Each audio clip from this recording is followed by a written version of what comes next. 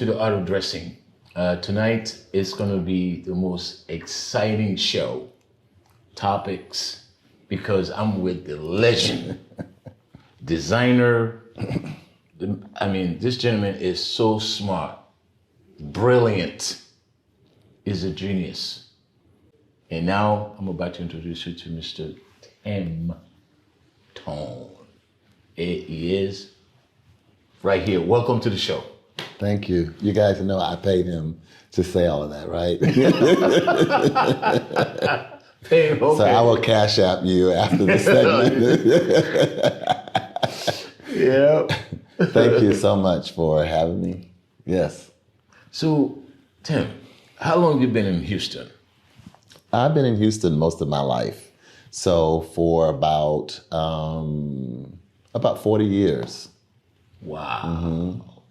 So my mom and dad lived here in Fifth Oh. Ward. So I'm a Fifth Ward baby. Gotcha. Fifth Ward, Texas, baby. And they split up. So she left him and moved back to Louisiana with me. Oh, okay. Mm-hmm. So you're from Louisiana. I grew up in Louisiana. I grew up in Louisiana. Yeah. Well, how did you what made you come to a fashion world industry?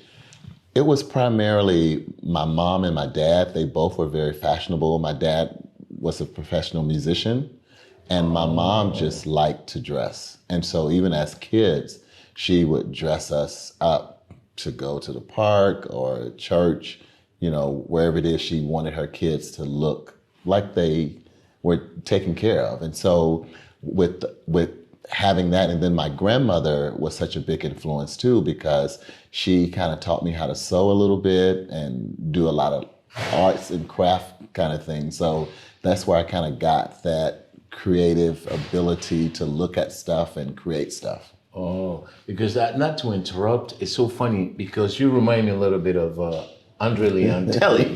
This is amazing though. Yeah. Because remember the first time I saw, I said, Right. "Is that Andre?" And we were like, "Oh my God!" And then we become friends. Right. And what is the fashion industry here in Houston? How does it look like? It's becoming.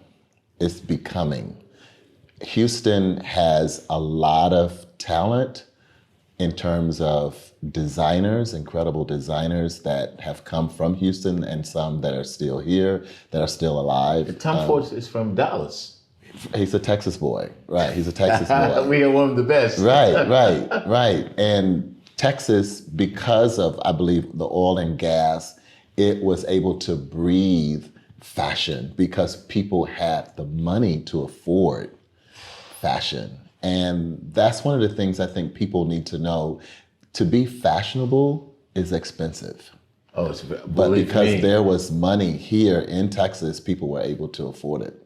Wow. Did you travel around the world? Because everywhere I go in Houston, I hear Tim. I'm like, who's Tim? I'm sick of this guy. I'm sick of him.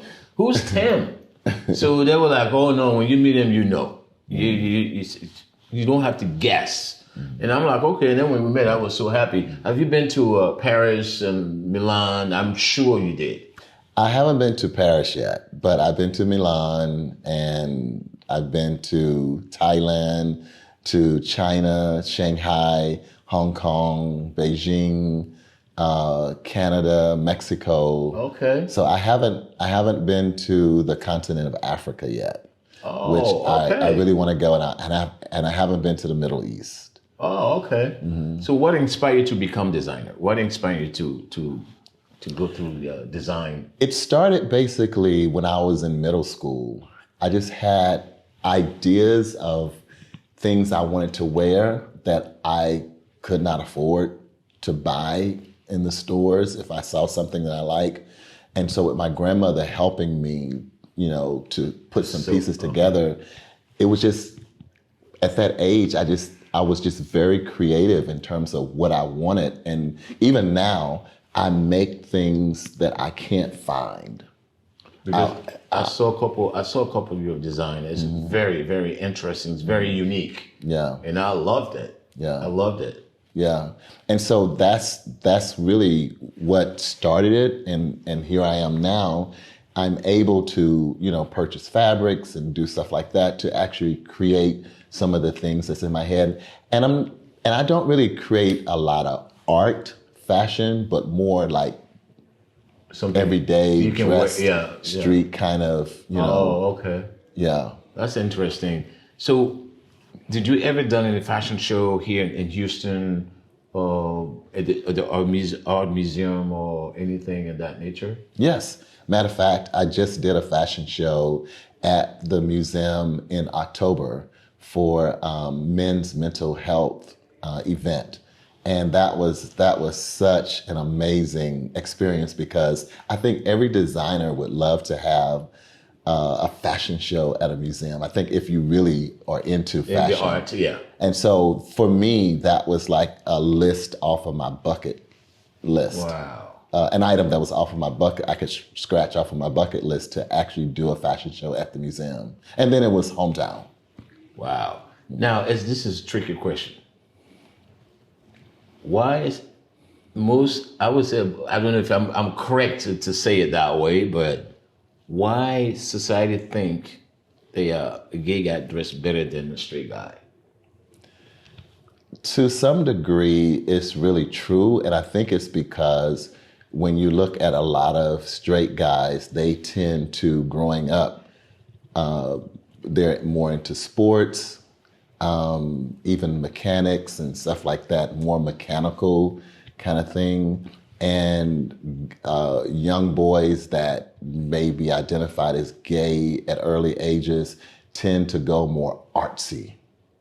And fashion is an art. Yes, it is. And so that's where that creative ability and juices start flowing if they are cultivated right. Yes. And if they're exposed to different things. And, I know we tend to look at magazines, watch TV shows, and sometimes it may just be in you. That creative ability just could be an innate ability for you to just, I didn't go to fashion school. But I just have that innate ability because I was exposed to fashion. So I think that's one of the difference because we will tend to put more emphasis on that particular thing, just like a guy playing football. Football, yes, they focus on right, basketball. Like they're going to work on a jump shot and those kind of things to perfect themselves.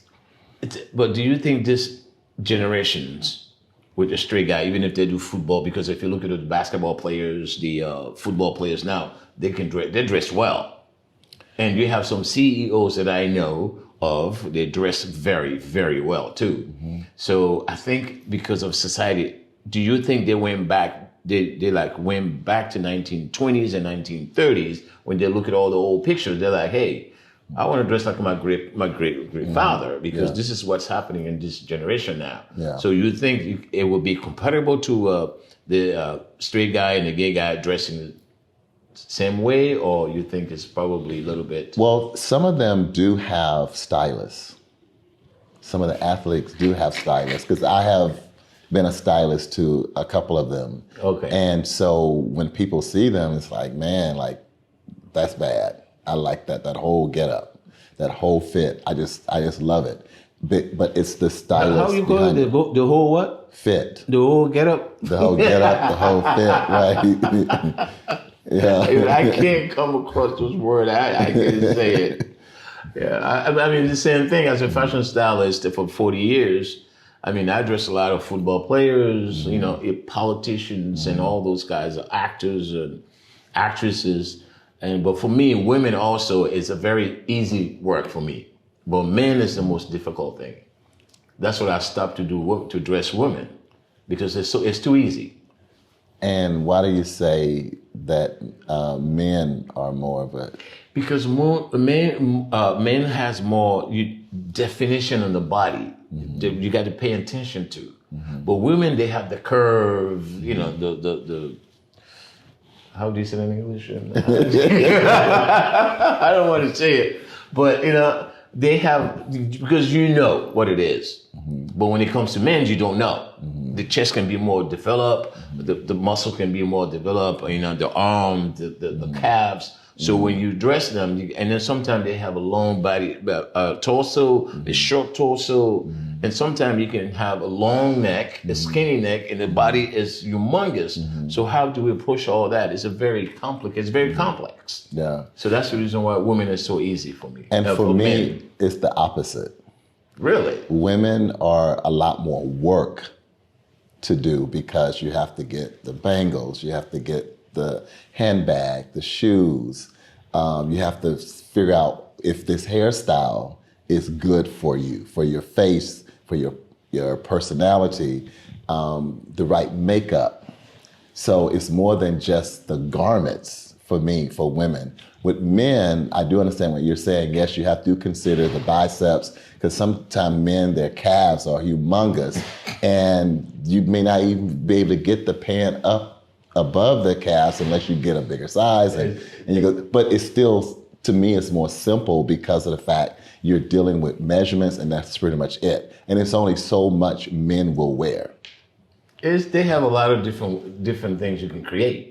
It's a lot of style you can create to make the men looks absolutely fantastic. Right there, but not as many as women. Women are all over the place. The dress could be long, it could be short, it could be midi, it could be sleeveless, it could be, it could have no pockets. My favorite female dresses is like wear a men's suit.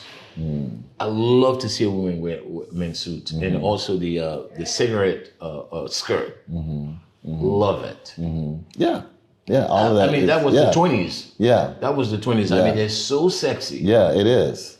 It's unbelievable because when I was in Valentino, I used to dress Sharon Stone. And it wasn't that hard for me. It's an easy job to do. Like you said, I don't do the makeup and all that. So, but when it comes to the basic dress, what to do, I can do that easily. You do the rest. If you go get your makeup artist and your hairstylist, you can do that. I won't go through all that. Yeah. That's a headache. Well, see, now stylists, you have to know how to do all of that.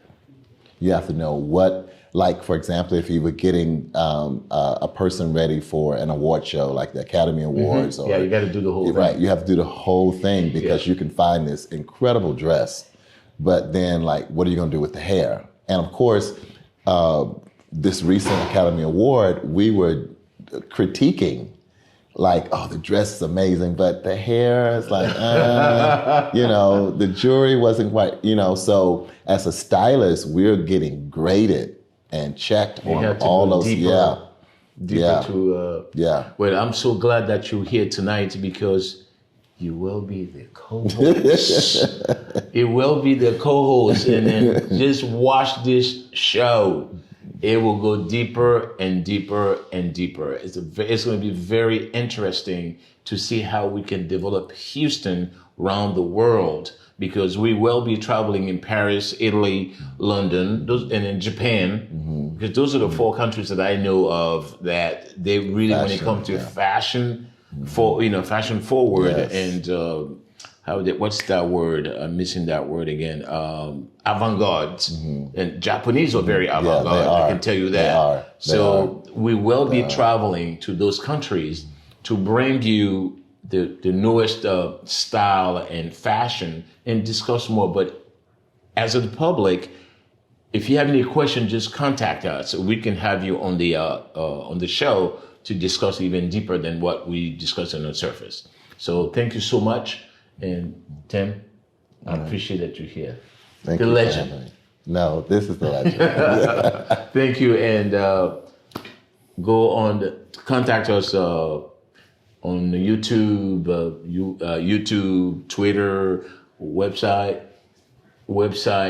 and we'll be listening and we'll be watching. And thank you so much. See you soon.